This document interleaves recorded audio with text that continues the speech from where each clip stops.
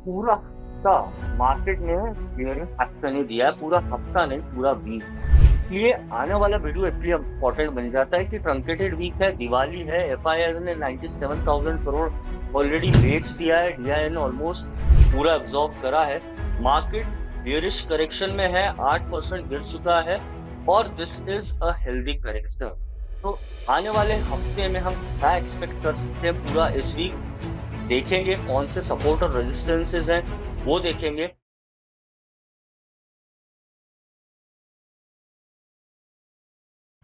Hello and welcome back to SAS Online Stocko weekly analysis video. And what a week it has been for bears and for the bulls as well.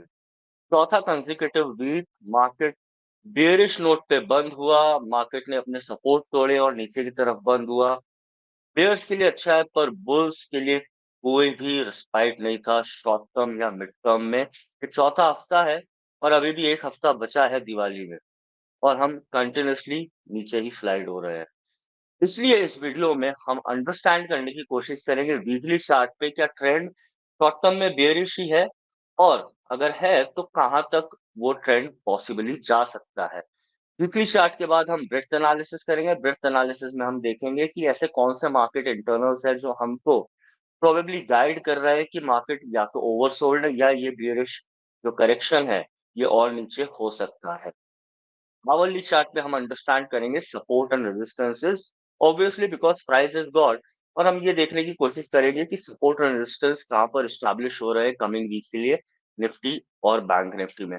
तो ये सब करने के बाद हम जो दूसरे कॉम्प्लीमेंट्री डेटा है जैसे एफआईआई डीआई का डेटा वो भी एनालाइज करेंगे, वो भी देखेंगे। उसके बाद हम डेरिवेटिव्स में ओपन इंटरेस्ट देखेंगे निफ्टी और बैंक निफ्टी के लिए जो 31 अक्टूबर की एक्सपायरी है, obviously on just on the day before Diwali, वो भी हम देखने की कोशिश करेंगे। उसके बाद हम पुट कॉल रेशियो देखेंगे कि मार्केट में जो बेसिकली कॉन्ट्ररी एक इंडिकेटर काम कर रहा है, what are the readings of it along with implied volatility.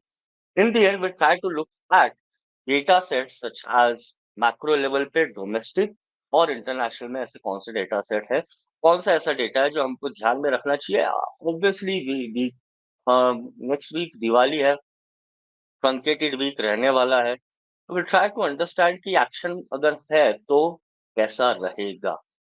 In the end will try to create a strategy की सपोर्ट और रेजिस्टेंस के बेसिस पे बाय ऑन डिप्स है या सेल ऑन राइज। फटाफट स्टार्ट करते हैं and will move down to one and the only thing, Nifty. और निफ्टी में भी हम देखेंगे कि ट्रेंड क्या है। देखिए निफ्टी का चार्ट है एंड ऑब्वियसली अगर हम देखें तो ये वीकली चार्ट है। इसमें मैंने सिर्फ दो मूविंग एवरेजेस लगाए।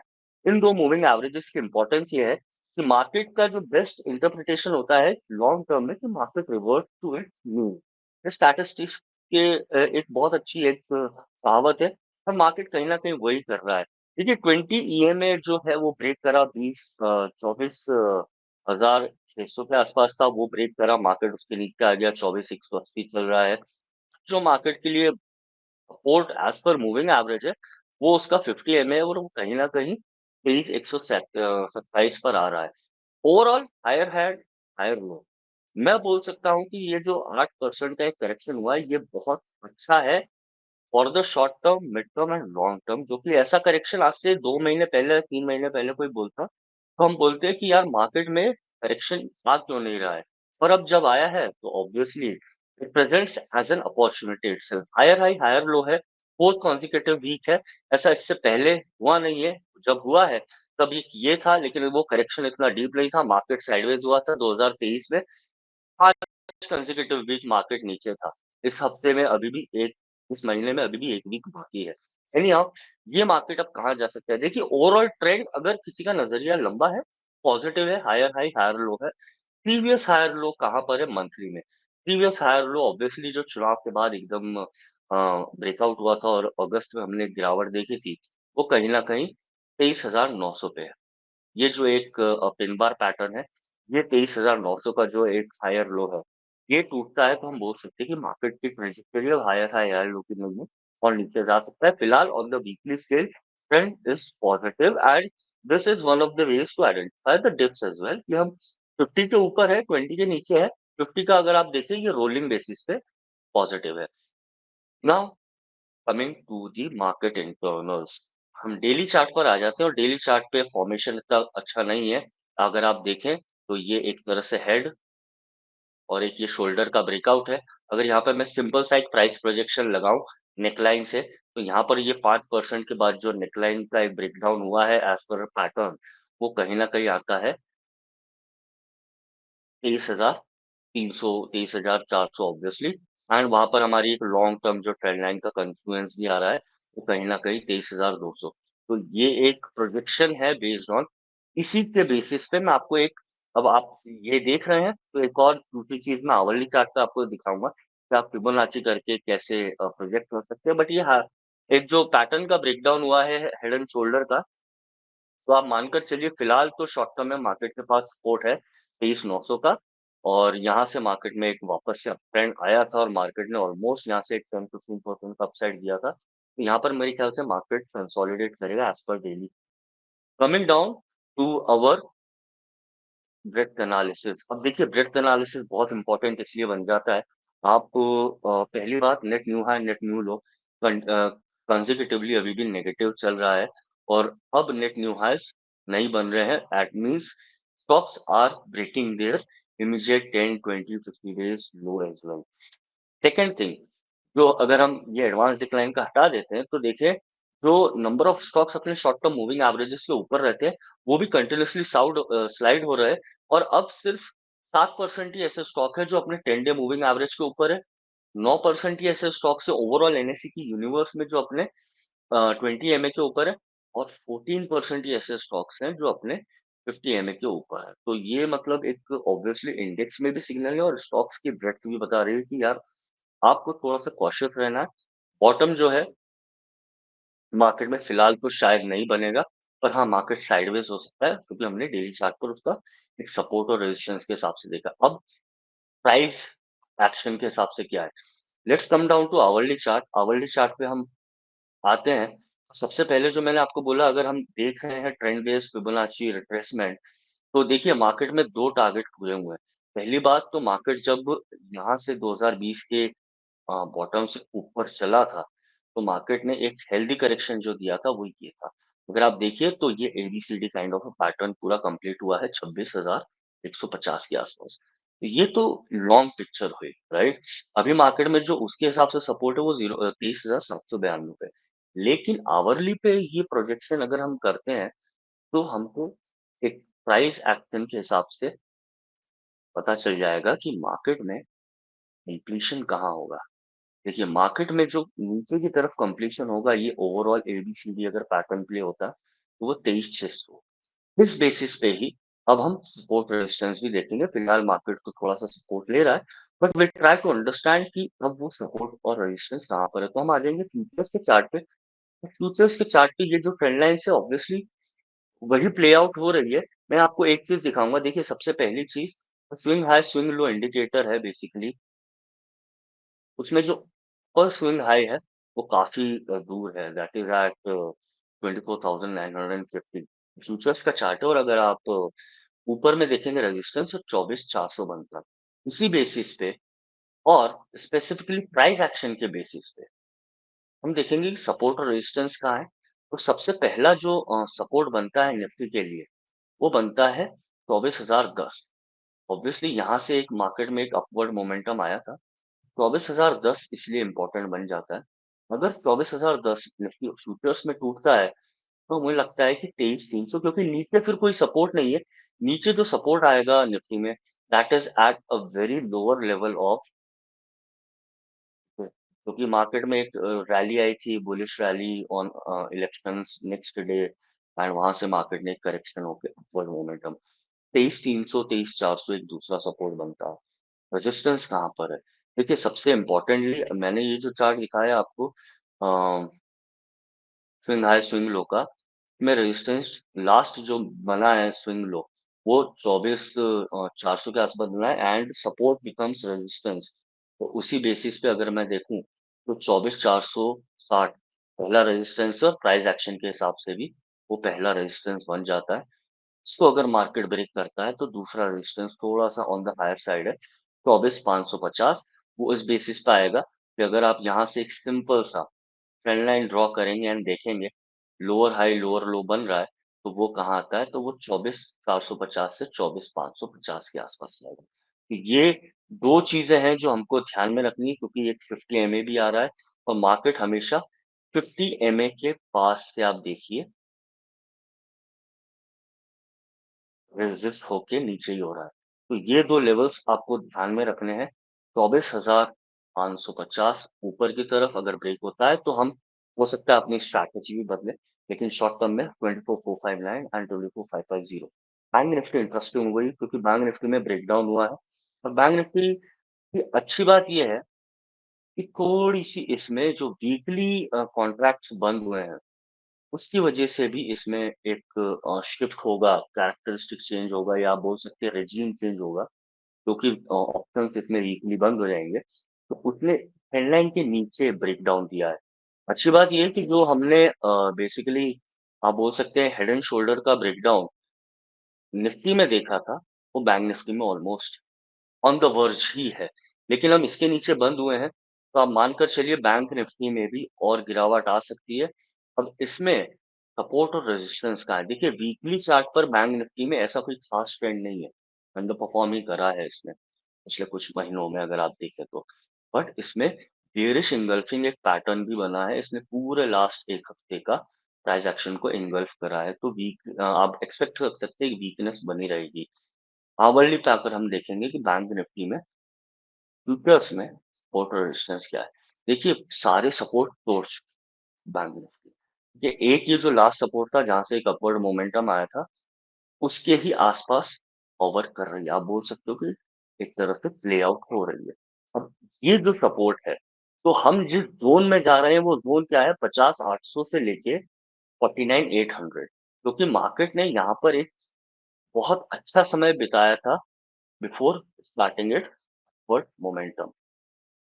तो अगर मैं बोलूँ सपोर्ट की बात, तो जो इमीडिएट सपोर्ट बनता है बैंक निफ्टी में वो है 50,500, which is at this level.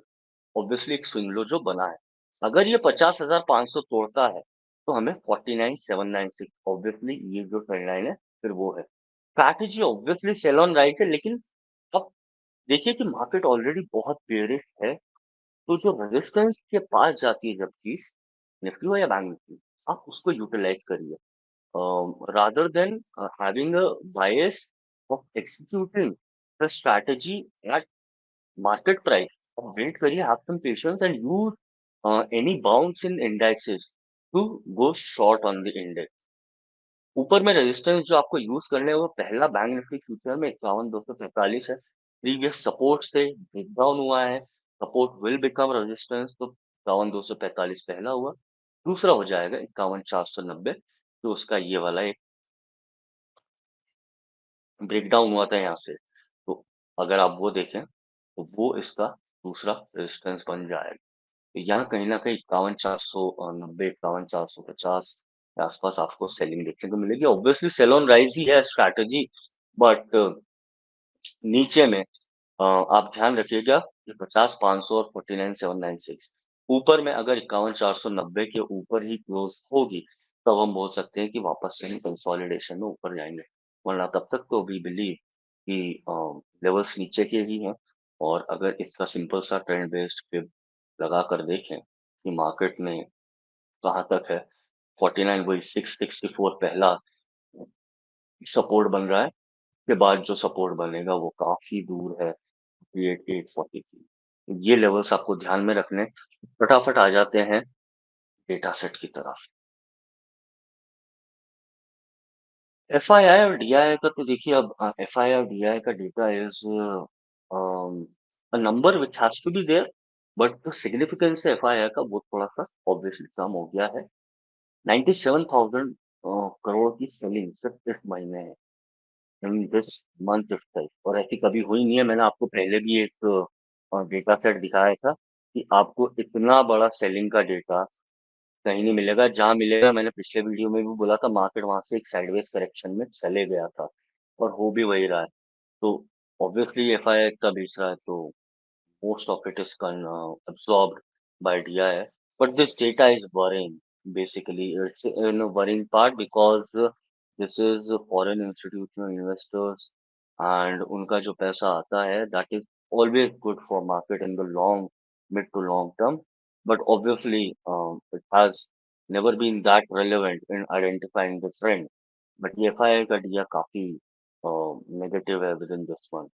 And usually ये पैटर्न हमने देखा है जब उनकी बुक्स वगैरह क्लोज होती है तब होता है तब पर this is 97,000 crore in this month itself और अभी एक हफ्ता बचा है इंटरेस्टिंग तो मेरे ख्याल से they will celebrate Diwali in their own country but advance decline हमने लास्ट वीक भी देखा था ऐसा कोई भी सेक्टर नहीं था जहाँ पे हमको कुछ भी पॉजिटिव देखने को मिलेगा एंड ये भी पूरा हफ्ता अगर आप देखें तो ऐसा ही गया और ऐसा कोई सा पर्टिकुलर स्पेस नहीं है आप ऑटोमोबाइल देख लीजिए टेक्नोलॉजी देख लीजिए टेक्नोलॉजी में भी कोफोर्ज और परसिस्टेंट है नॉट दी हेवीवेट्स जिन्हें वीकली बेसिस पे हमने कुछ देखा हो positive worst was basically pharma pharma में there was a deeper cut in stocks and उसके बाद मेटल्स में आया वो डीपर कट वेयर इन ये जो हिंडाल्को सेल और ये इतने स्टॉक चल रहे थे हिंद कॉपर इनमें कट आया तो इट इज ऑब्वियसली ओवरसोल्ड तो है market but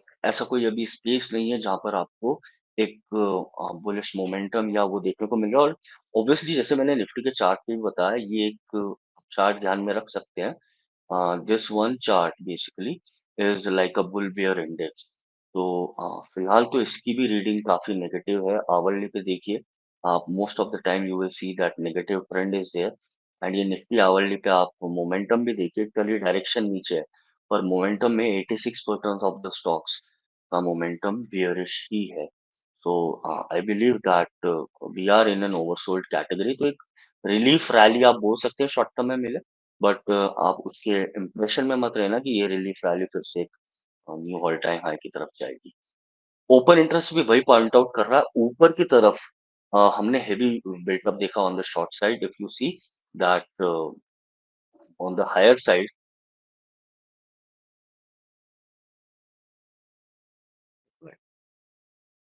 on the higher side अगर आप देखें स्पेशली निफ्टी में फ्यूचर्स में तो now the resistances are very much clear at 24,400 24,300 बहुत शॉर्ट बिल्डअप है ऑन द कॉल साइड बाकी पुट साइड में हमने लॉन्ग बिल्डअप देखा है एट 24,000 तो ये एक फ्रेश लॉन्ग लॉन्ग बिल्डअप है और नीचे के जो ऑब्वियसली लेवल्स हैं वो इंडिकेट कर रहे हैं कि 24,000 एंड आफ्टर 24,000 23,800 बाकी at present we believe immediate resistance है जहां पर हमने शॉर्ट बिल्टअप देखा on the call side is at 24,300 24,400 जो मेजर रेजिस्टेंस है जैसे 24,490 हमने स्ट्रैटेजी में बताया वो 24,500 पे ही है one needs to be very crucial and critical about this levels same thing is in bank Nifty में तो ऑब्वियसली जो लेवल्स हमको देखने को मिलेंगे वो काफी एक वाइड रेंज है क्योंकि बैंक निफ्टी में ब्रेकडाउन हुआ है एक चैनल से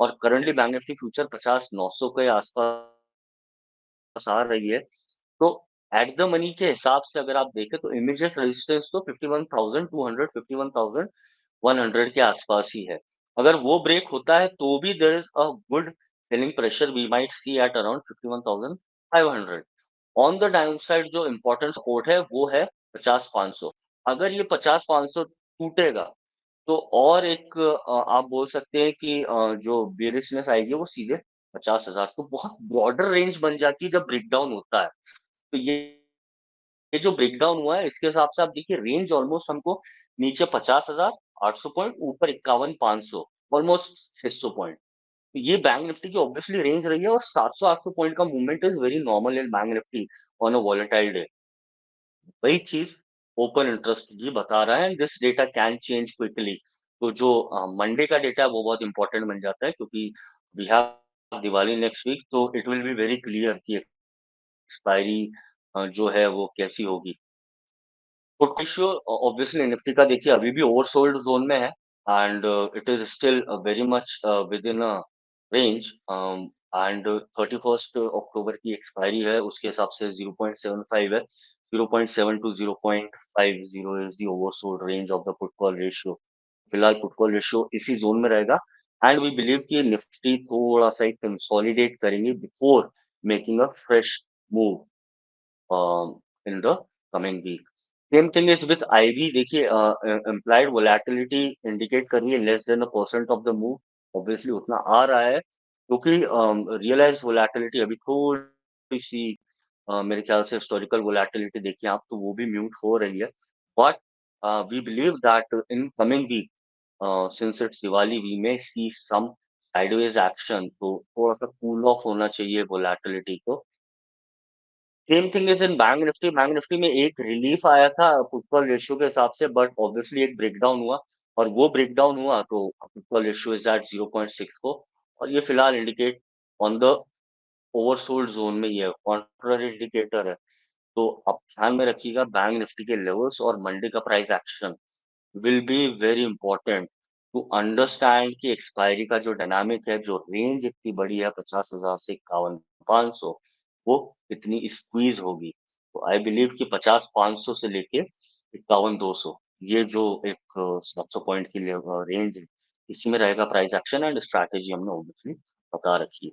डेटा फ्रंट पे इसका एटीएम देख लीजिए, इसका आईवी का थोड़ा सा एक हफ्ते का आया है, ठीक है.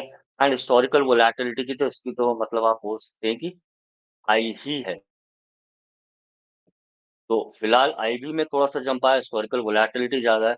आप मानकर चलिए कि 1% का बैंक निफ्टी में मूव इजी रहेगा, और सेम थिंग उसकी आईवी भी बता रही है, और हिस्टोरिकल वोलेटिलिटी तो ऑब्वियसली रियलाइज है. तो that is indicative of price action itself. Data front पे ऐसा कुछ नहीं है क्योंकि दिवाली भी है. Only the data front we have is government budget value and infrastructure output, जो थर्सडे को आएगा, का इतना इम्पोर्टेंट नहीं है. Infrastructure output obviously is important, but international front पे भी म्यूटेड रहने वाला है, क्योंकि एक इम्पोर्टेंट डेटा सिर्फ वेडनेसडे को है, and that is GDP growth rate quarter on quarter in the US.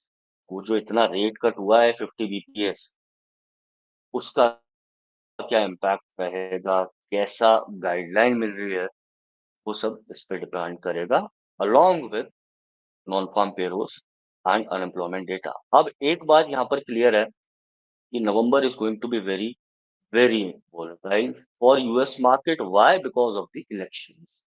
And ये जब वोलेटिलिटी हाई रहती है तो वो आपको डोमेस्टिक मार्केट पे दिखेगी. तो this is all we had for this week. I believe that coming week we have one of the most important festivals of the year, that is Diwali. I wish कि लक्ष्मी जी की कृपा आप सब पर बनी रहे. सास ऑनलाइन स्टॉकों की यही विशेष है, एंड आपके जो डिसीजंस रहे लॉजिकल रहे. आने वाले हफ्ते के लिए एडवांस में मैं आपको शुभ दीपावली विश करता हूँ. सास ऑनलाइन स्टॉकों की तरफ से have a great trading week ahead.